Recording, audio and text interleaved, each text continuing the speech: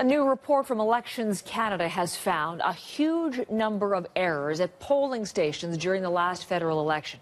So many errors, in fact, it works out to about 500 questionable votes per riding. Hannah Thibodeau's on that story for us in Ottawa today. 500 per riding, Hannah. Yeah. That is a pretty impressive figure. That is, and they call it serious and systematic errors. This is the report. It was prepared by BC's former chief electoral officer for Elections Canada. And the review of the 2011 vote found possible irregularities in 165,000 votes right across the country. So as you mentioned, that would average about 500 per riding.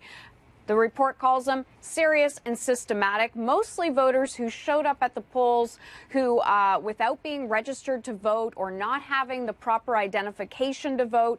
So, as I mentioned, on average, 500 voters per riding, where election officials made mistakes when determining whether someone actually had or was eligible to vote in the 2011 election campaign. Now, the head of Elections Canada, Mark Moran, says he accepts the findings in this report and also had said in the past that he wants to see an overhaul of voting in the next election campaign, has see polling stations restructured, better technology, and he wants to launch a pilot project in the next election. So in 2015, we'll see if he can get that done. But there seems to be quite a few problems with this in the last election campaign when it comes to voter irregularities and voting at polls.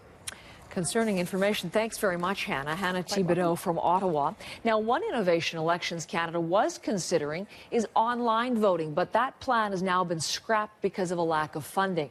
The agency wanted to experiment with an online pilot project in a federal by-election before the 2015 general vote. It's had to drop the plan because it took an 8% budget cut this year. The head of Elections Canada now says it will try to launch the project after the next federal election.